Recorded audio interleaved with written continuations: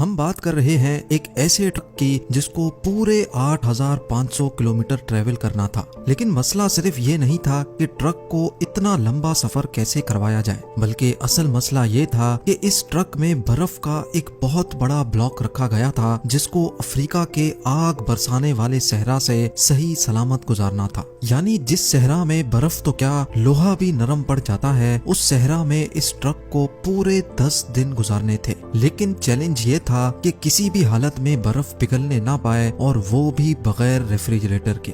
Zeme TV की videos में एक बार फिर से खुशामदीद। नाजरीन, ये बात है 1959 की, जब पूरी दुनिया की अटेंशन एक आइस ब्लॉक ने घेर रखी थी। ये आइस ब्लॉक 3050 केजी वजनी था और इसको दुनिया के एक कोने से दूसरे कोने तक पहुंचाना था, और वो भी बगैर रेफ्रिजरेशन के। यानी इसका स्टार्टिंग पॉइंट था नॉर्वे का शहर मोई राना, और इसका एंडिंग पॉइंट था लिब्राविल, जो सेंट्रल अफ्रीका में एक शहर है। लेकिन आखिर ऐसा किया क्यों जा रहा था? इस आइस ब्लॉक को इतना दूर क्यों ले जाया जा रहा था? असल में ये मामला शुरू हुआ था एक साल पहले, यानी 1958 में। लग्जमबर्ग यूरोप का एक मुल्क है जहां से एक बहुत फेमस रेडियो स्टेशन चलाया जाता था। ये ब्रॉडकास्ट रेडियो लग्जमबर्ग के नाम से पूरी दुनिया में फेमस थी। इस रेडियो स्टेशन की तरफ से सारे सुनने वालों के लिए एक अनोखा चैलेंज रखा गया, और वो चैलेंज ये था कि अगर कोई भी आदमी 3 टन वजनी आइस ब्लॉक को आर्कटिक रीजन से अफ्रीका तक लेकर जाएगा तो उसको एक बहुत भारी इनाम दिया जाएगा। रेडियो लग्जमबर्ग की तरफ से ये डिसाइड किया गया था कि हर किलोग्राम आइस के बदले में 1 लाख फ्रांसिस दिए जाएंगे, जो आज के दौर में $16,000 बनते हैं। हर 1 केजी के $16,000 यानी 3 टन वजनी आइस ब्लॉक के $48 मिलियन बनते हैं, जो वाकई एक बहुत बड़ी रकम है। लेकिन इस चैलेंज के कुछ रूल्स भी थे। पहला रूल तो ये था कि ये आइस ब्लॉक 1 पीस में लेकर जाना है। दूसरा रूल था कि इसको सिर्फ बाय रोड ट्रांसपोर्ट किया जाएगा। तीसरा और सबसे मुश्किल रूल ये था कि चैलेंज को पूरा करने के लिए रेफ्रिजरेटर का इस्तेमाल नहीं किया जा सकता। रेडियो लग्जमबर्ग ने इतना भारी इनाम इसी वजह से रखा था क्योंकि उनको अच्छी तरह मालूम था कि इतना बड़ा आइस ब्लॉक आर्कटिक रीजन से अफ्रीका तक लाना किसी भी सूरत में मुमकिन नहीं है, क्योंकि ये कोई छोटा मोटा सफर नहीं, बल्कि ये सफर पूरे 8500 किलोमीटर लंबा है, जिसमें 2500 किलोमीटर अफ्रीका का वो सहरा है जहां टेम्परेचर 50 डिग्री सेंटीग्रेड होता है। यानी बर्फ जो फ्रीजर से निकलते ही मिनटों में पिघल जाती है, वो भला इस हफ्तों लंबे सफर में सही सलामत कैसे मंजिल तक पहुंच पाएगी? रेडियो लग्जमबर्ग ने ये चैलेंज तो दिया, लेकिन यही चैलेंज उनको किस मुश्किल में फंसा देगा इसका उनको अंदाजा भी नहीं था। ये चैलेंज रेडियो पर ब्रॉडकास्ट होने के कई महीनों तक किसी ने भी आगे बढ़ने की हिम्मत नहीं की। लेकिन फिर बर्गर नाटवीक नामी एक शख्स ने ऐलान किया कि वो ये चैलेंज कबूल करने को तैयार है। बर्गर नाटवीक, जो कि नॉर्वे में एक इंसुलेशन कंपनी ग्लास फॉर्ट का मैनेजिंग डायरेक्टर था, उसका मानना था कि उसकी कंपनी जो इंसुलेशन मटेरियल बनाती है उसको इस्तेमाल करके ये चैलेंज आसानी से पूरा किया जा सकता है। अगर बर्गर नाटवीक ये चैलेंज पूरा करने में कामयाब हो गया तो वो अपनी कंपनी ग्लास फॉर्ट और उसके एम्प्लॉयज के लिए काफी सारी दौलत इकट्ठी कर सकेगा। पूरी दुनिया में ये बात फैल चुकी थी कि एक शख्स ने रेडियो लग्जमबर्ग का आइस ब्लॉक चैलेंज कबूल कर लिया है। इस काम को अंजाम देने के लिए नाटवीक ने एक टीम बनाई और चैलेंज को पूरा करने के लिए काम शुरू कर दिया, जिसकी वजह से कई न्यूज़पेपर की हेडलाइंस में नाटवीक के चर्चे होने लगे।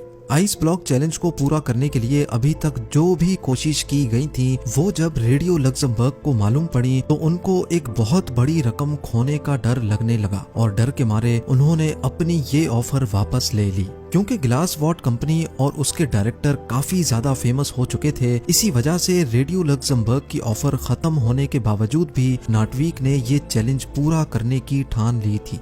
उनका मानना था कि अगर उनको पैसे ना भी मिले तब भी वो ये चैलेंज पूरा करेंगे, क्योंकि इसकी वजह से इनकी कंपनी की पब्लिसिटी में इजाफा होगा। ये चैलेंज अब स्टार्ट करने का वक्त आ चुका था। ये फैसला हो चुका था कि आइस ब्लॉक को नॉर्वे के शहर मोई राना से ऑल द वे अफ्रीका में गैबोन के शहर लिब्राविल तक भेजा जाएगा। आइस ब्लॉक को Denmark, Netherlands, Belgium, France, Spain और मोरक्को के बाद अल्जीरिया के सहरा से गुजारकर गैबोन तक लाया जाएगा। नेटवीक की टीम में एक इंजीनियर, 4 ड्राइवर्स, एक ट्रक मैकेनिक और 2 कैमरामैन भी शामिल थे। उन्होंने 3 टन वजनी आइस ब्लॉक को ग्लेशियर से काटने का फैसला किया, लेकिन इतना बड़ा आइस ब्लॉक एक ही साथ उठाना काफी मुश्किल था। इसीलिए 200 केजी के ब्लॉक्स को काट काट कर हेलीकॉप्टर के जरिए नीचे भेजा गया।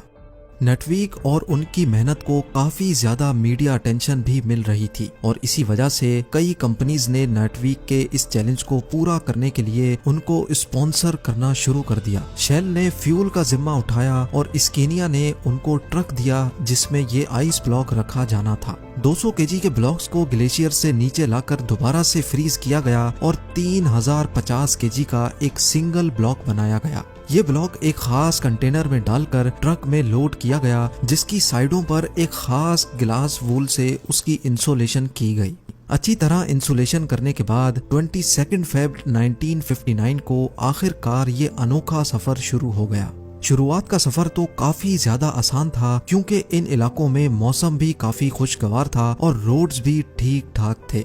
क्योंकि ये न्यूज पूरी दुनिया में फैल चुकी थी, इसी वजह से ये ट्रक और उसका क्रू जिस भी बड़े शहर से गुजरते थे, वहाँ के लोग उनका इस्तकबाल करते और नारे लगाकर उनका हौसला बढ़ाते थे।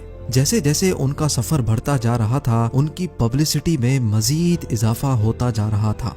जब ये ट्रक पेरिस से गुजर रहा था तो उनको वहाँ की पुलिस ने भीड़ वाले इलाकों से गुजारने के लिए खास प्रोटोकॉल भी दिया। यहाँ तक के पेरिस के मेयर ने क्रू की दावत भी की थी। इस सफर को एक हफ्ता गुजर चुका था। माँ से पहुँचने पर ट्रक को क्रेन की मदद से एक शिप पर रखा गया क्योंकि अब उनको समंदर का एक बहुत बड़ा हिस्सा पार करना था। समंदर के दूसरे हिस्से पहुँचने पर कंडीशंस बिल्कुल ही अलग हो चुकी थी। ट्रक अब अफ्रीका की जमीन पर आ चुका था जहां दिन के टाइम पर गर्मी इंतहाई शदीद थी। न सिर्फ आइस ब्लॉक के पिघलने का खतरा था, बल्कि गर्म रेत पर सफर करने से ट्रक के इंजन को भी खतरा था और उनके साथ मौजूद क्रू की तबीयत बिगड़ने का भी खौफ मंडला रहा था। इन सारे खतरों के अलावा ट्रक को सिक्योरिटी थ्रेट भी था क्योंकि जिस सहरा से वो लोग गुजर रहे थे उस इलाके में जंग चल रही थी और फ्रीडम फाइटर्स के लोग पहाड़ों में ही छुपे होते थे। वो लोग अपनी बातें मनवाने के लिए ट्रक और उसके क्रू को होस्टेज भी बना सकते थे। इस खतरे से निपटने के लिए फ्रेंच फॉरेन लीजन ने ट्रक और उनके क्रू को सहरा के कुछ एरियाज में सिक्योरिटी दी और उनको खास इंस्ट्रक्शंस दी कि कम से कम स्टॉप लेकर उनको इस सहरा से गुजरना है। लेकिन क्योंकि इस सहरा में प्रॉपर रोड नहीं थे, इसी वजह से ट्रक बार बार रेत में फंस जाता था। उनको मंजिल तक पहुंचने की जितनी ज्यादा जल्दी थी, उतना ही ज्यादा उनके रास्ते में मुश्किलात आ रही थी। हर मर्तबा जब ट्रक फंस जाता था तो उसको रेत से निकालने में क्रू को घंटों लग जाते थे। दुनिया के सबसे महंगे आइस ब्लॉक को ट्रांसपोर्ट करने का ये मिशन अब इनके गले में आ चुका था। एक तरफ फ्रीडम फाइटर्स का खौफ था तो दूसरी तरफ गर्मी ने क्रू की हालत बिगाड़ कर रखी थी और सोने पे सुहागा इस गर्मी ने ट्रक के अंदर मौजूद आइस ब्लॉक को मेल्ट करना शुरू कर दिया था। अगर क्रू यहाँ फंस गया तो ना ही उनका मिशन पूरा हो सकेगा और ना ही हजारों मील दूर से निकाली गई बर्फ बच सकेगी। सहरा से गुजरने वाले मुसाफिरों के जानवरों को उन्होंने पिघलने वाली बर्फ का पानी भी पिलाया, जो कि असल में दुनिया का सबसे महंगा तरीन पानी था। कई रातें उन्होंने रेत पर ही स्लीपिंग बैग बिछाकर गुजारी और आहिस्ता आहिस्ता मुश्किलात को फेस करते मंजिल की तरफ बढ़ते गए।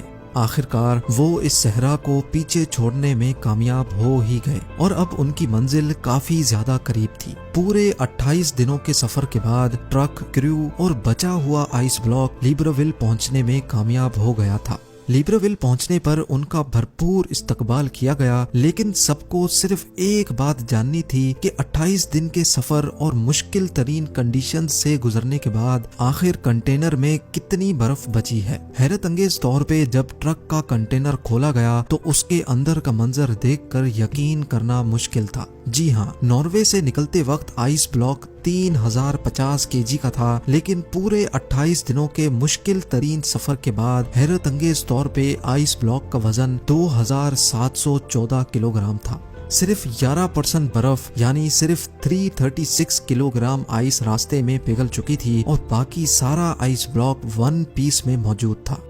बेशक रेडियो लक्समबर्ग अपनी ऑफर से पीछे हट चुका था, लेकिन फिर भी ये चैलेंज पूरी तरह से कामयाब हुआ और ये बर्फ तोड़कर गैबोन के लोगों में डिस्ट्रीब्यूट की गई, जिन्होंने आज से पहले कभी भी बर्फ नहीं देखी थी।